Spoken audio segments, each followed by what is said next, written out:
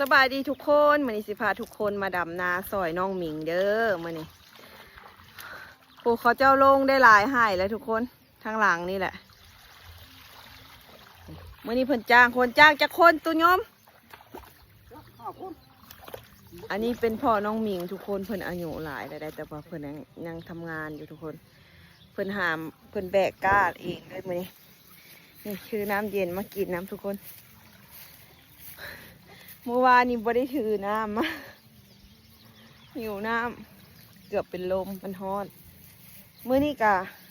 แดดอยู่ทุกคนแต่ว่ามีลมเมียง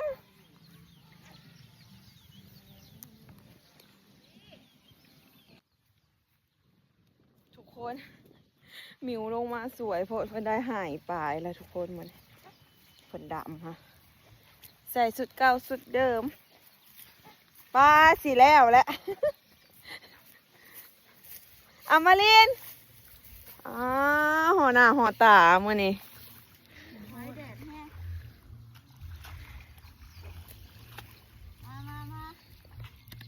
จงไว้ให้อยู่บ่ยังเยอะแยะจ้างจะคนมานี่สี่เราจ้างหาแหละป้าโมงพอซอยมีต้นนี้แล้วเมื่อยวะซอยเอาเพิ่นวะเพิ่นซอยเอาเพิ่นบ่เอาเงินเลยน้องมอง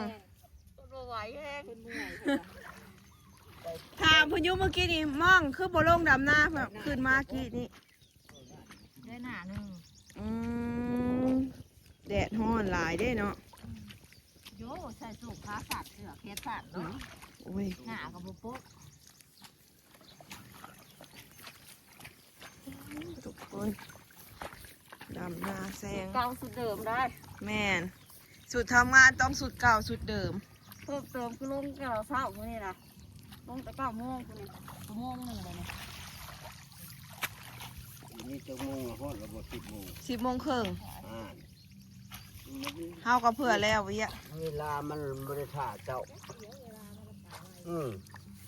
ได้ให้หนึ่งนี่บอลงมือเช้านี่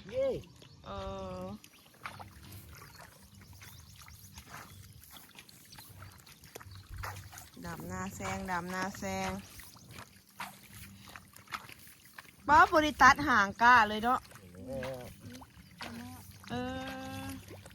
ก็เบิ้ลขันเลย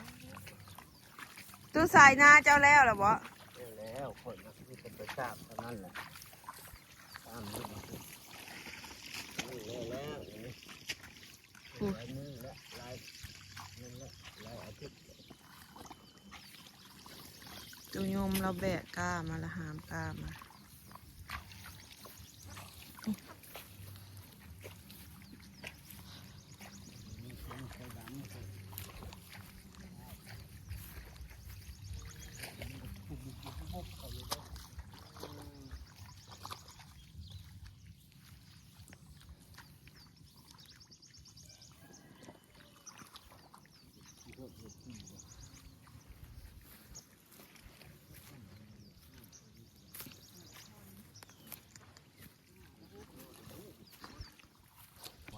ที่มันมีอามัดก้าเนี่ย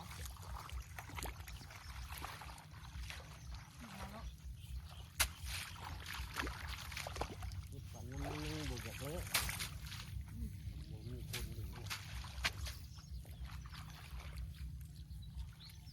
นั่นเองไปอีกไปอีกแล้วไปแล้ว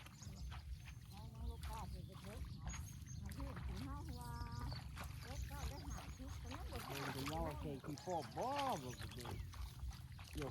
ไก่ไฟโคมเกี่ยวเข่าเดินลุกมากโคตรเนาะสวยมากไม่ห้อนเลยแล้วแม่นความเจ้าตู้ใส่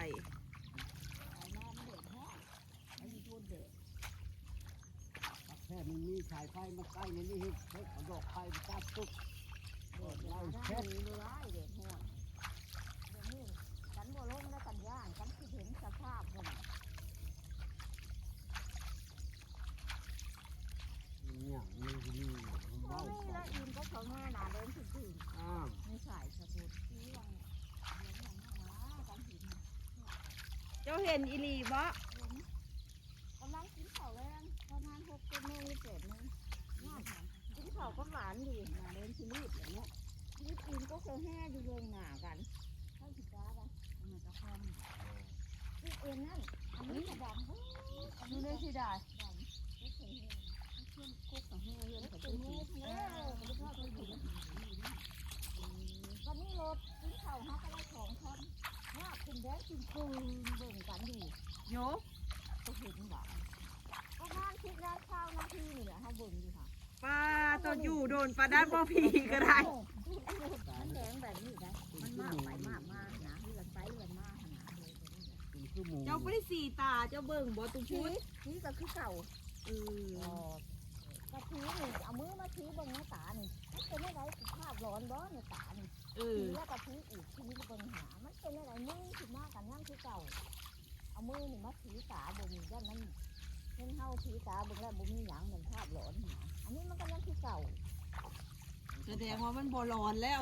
คนยังคนสัมผัสกับ มันหลอกแล้วนะมันหลอกผัดได้พูดมันจะเต้นหน้ามาเบิ่งเฮาเดี๋ยวตรงนี่แหละเนาะคือต้องหน้าเฮา นั่น นี่ แห แห ละ ละ เขาว่าอันเลิกกันเลิศปี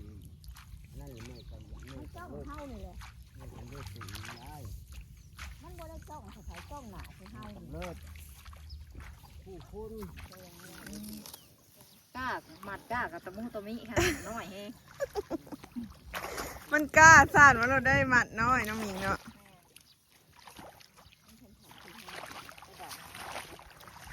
ดำลงมาเลยสิดำอยู่ทางนี้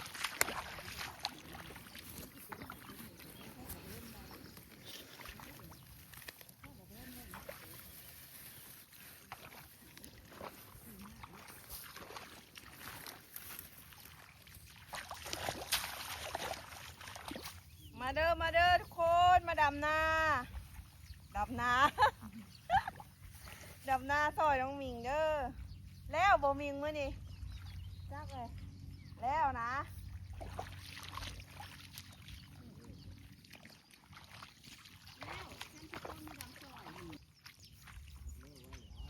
ภาพเราแสนบ่มีจ้า เฮาอยากให้มันแล้วหรือว่าบ่ใส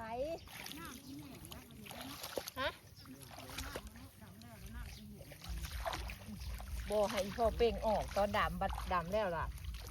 ให้เล่าอันนี้เป่งข้าว ทุกคนเจ้าของหน้าเพิ่นแบกก้ามาเองเลย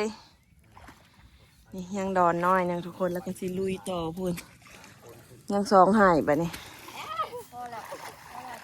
ไปผูเอาลงผูเลย อัดตัวให้น้อยนี่ ลงไปต่อให้ลุ่มเลยบ่นี่ ลูกไปโตให้ใหญ่เลยตัวบางเถื่อเป็นแรงสี่ลูกว่าชิจ้านะ โอ้กล้าสิเบิดละบ่น่ะ ประมาณ โอ้ยจังหวะอยากเพออยู่ปะลงไปดามพุ่นบ่นี่ไปดามท่าอยู่พุ่นเด้อเมียว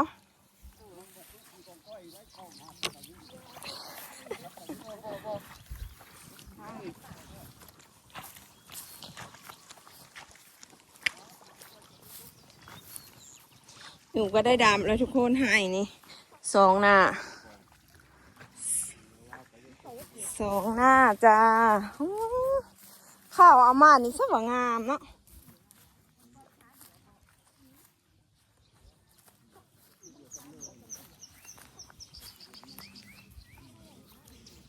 มือแรงกันแล้วล่ะ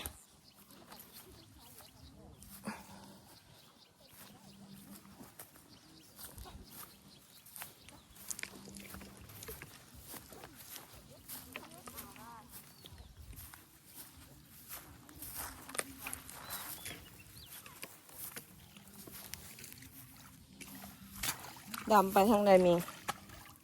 ลงไปนี่เลย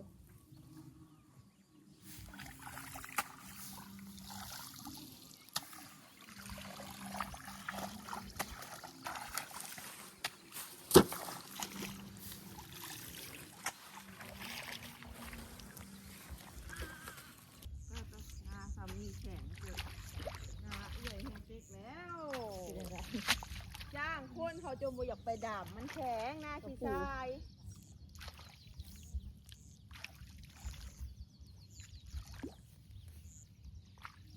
านแผ่นกระดาษคุณนะแข็งนะปานคุณละซีเมนต์คุณละบ่ธรรมดา มันอันนั้นสะบะเนี่ยก็สมัดเนาะ มันสมัคร ฝนตกมาให้เจ๊กให้สมัดไว้ บันนี้หน้าพันหน้าขังน้ำบันนี้แค่มันบ่มีน้ำใครแน่นี่ คันอุดตัวเนาะ เช่นเอาตัวละอ่อนบันนี้พันหน้าหลายอยู่แล้วโอ้ย ดำหน้าเทิงเนาะมันเจ็บหัวโปมือใช่ไหม คือหน้าเขานี่แหละหน้าเขาแม่ทีมนี่ก็คือการ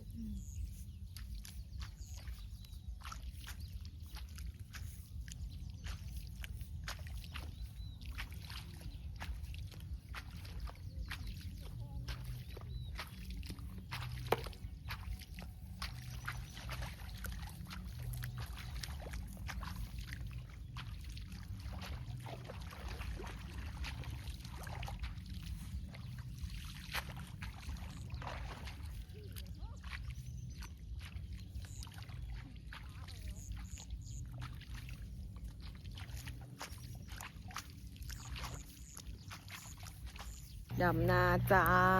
ดำนาซอยน้องหมิงมันไม่ยังไปคิวเที่ยวปลูกไว้ปะปลา2 ต้นเลยผู้ใดอยากผู้ใดมีการมีงานอยากได้ใส่อบใส่ก้อยใส่ลาบใส่ต้มมาเอาเด้อต้นขี้หูดน้องหมิงต้นใบขี้หูดได้หากระฮอดอัน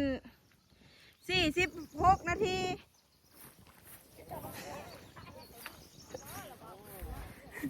ตู้สายคือซาแท้ตู้สายทุกคนคนงานก็อยากขึ้นแล้วบอกถ้าได้ฮอดอันโม่ขึ้นก็ได้เพิ่นฮ้อนแห้งกว่าท่านตู้สายแห้งเต๊กผูยังงอมๆอยู่ ก็สายเราหัวแน่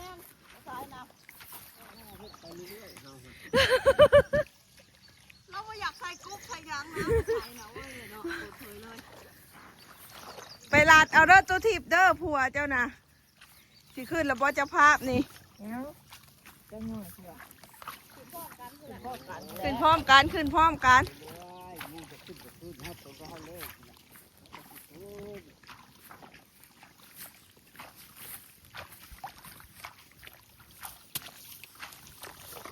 ไปลาดเอาแล้วตัวทิพย์บันนี้เจ้าเอาผัวพ่อเมียเพียงซาบาทนี่ ผัวเฮียงเมียก็ผัวนี่ก็เมียก้อยนะอย่างวะผัวด่าเมียก้อยบ่ปักบอลเก่าเว้ยสมมุติ หายกันแล้วหนึ่ง หมุนดูค่ะหมุนมือปักปวดแขน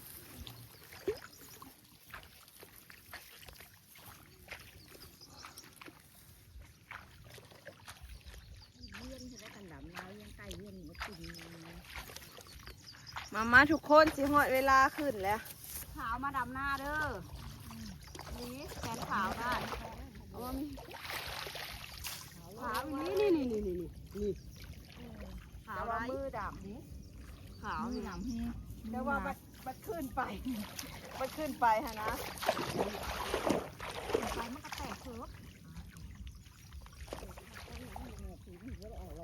กำลัดเอามือก็กำแจผู้เดียว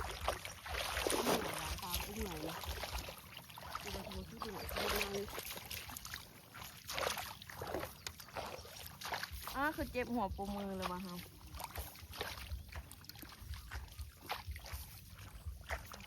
ข้างเพิ่นหมากดำน้ำมีน้ำนะครับ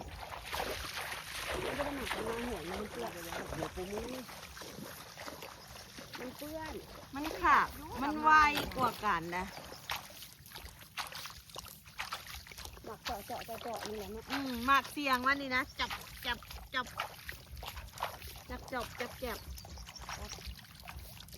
ปิ้งเห็นมันนั่นมันถูกแขนบอกลูกปิ้งให้กว่าดีบ่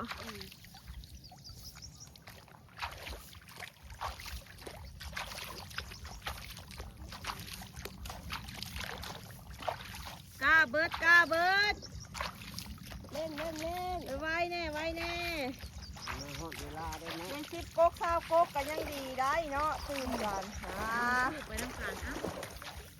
เอาไปใส่นี่ไปน้ำกันนี่เลยเจ็บพุงเบิดก้าพูนใหม่จังสิพาขึ้นดอก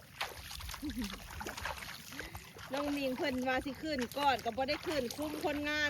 ก็อยากขึ้นก่อน เสียงขึ้นแล้วนะคนงานคนเหนื่อยไหวแห้งคนงานก็จะขาสั่นเส้นเลย 12 โมงเนาะ12 นี้เปิดเหมือนกัน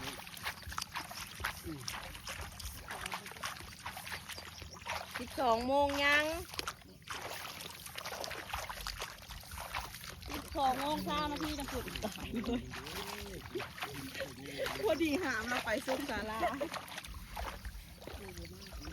กูจะได้พ่อเชื่อค่อยเลยแหละ งน้อยจะให้เด้อ งัวผู้ใดตู้ใส่ งัวเราล่ะ เอ้าคือบุก วั มาน นี้ผ่านอยู่ได้ ต่อได้จังวะ เมื่อวานนี่เหรอวะบนคู่กับงัวขาวนั่นเหรอวะ คู่กันมากงัวขาวนี่เลยเนี่ย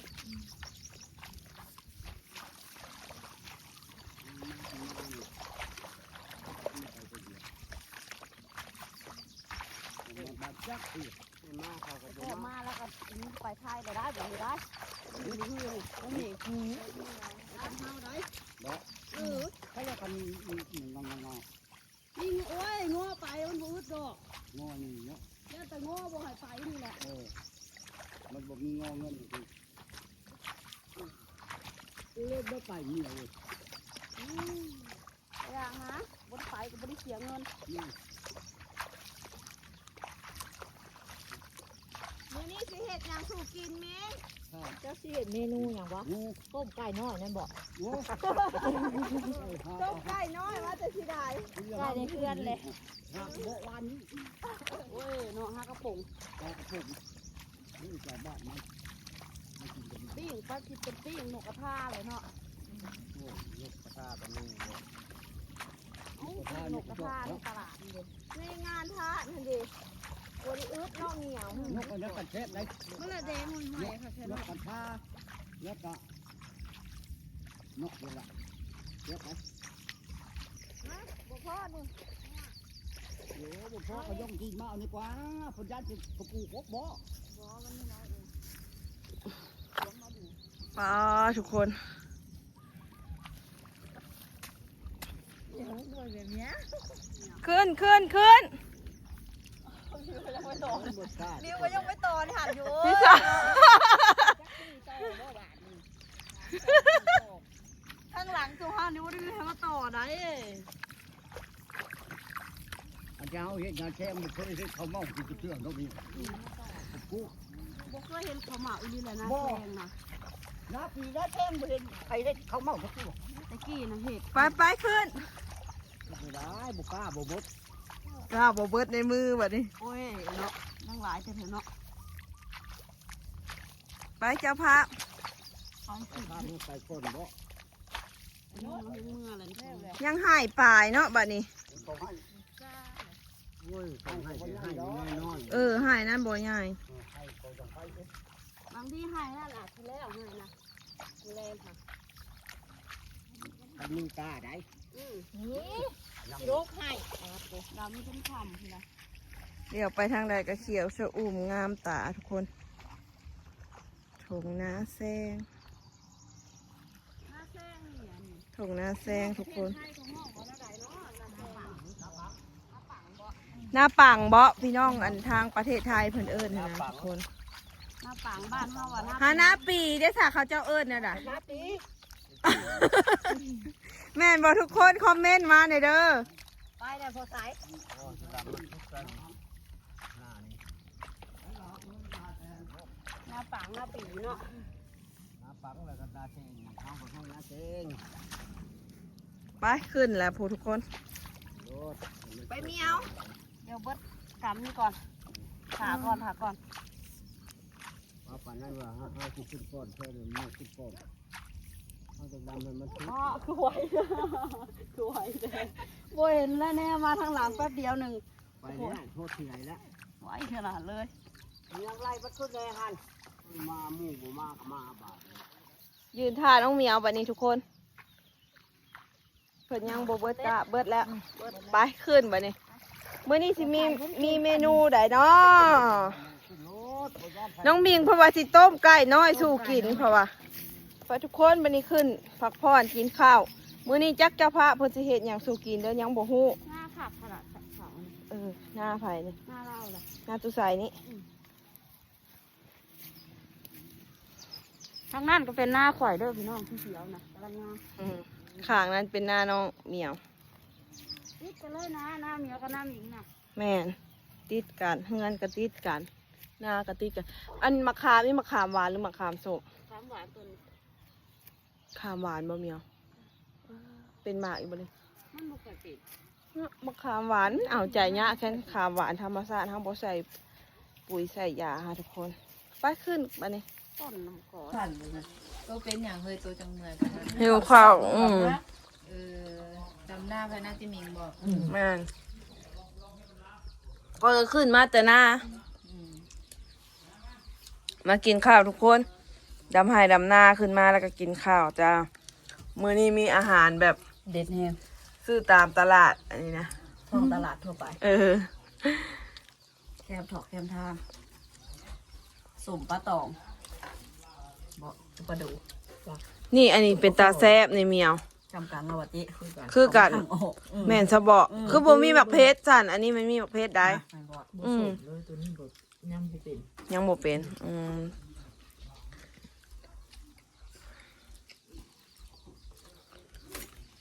ตัวนี้มีหมักเพชรทางกลางเด้ออืม กระเทียมเจ๊เผ็ดเผ็ดเนี่ยตาล ของเอื้อนหมักเพชรแต่ว่ามันบ่เป็น ที่เก่าพี่ยังเปลี่ยน ครึ่งย้อยมือเฮาใช่ปะ ที่เก่าตัวนี้ ตัวนี้แซ่บ ตัว กว่า นี้แซ่บกว่าตัวนี้บ่แซ่บซีเบิ้ง บ่เข้ากันแล้วบาดนี่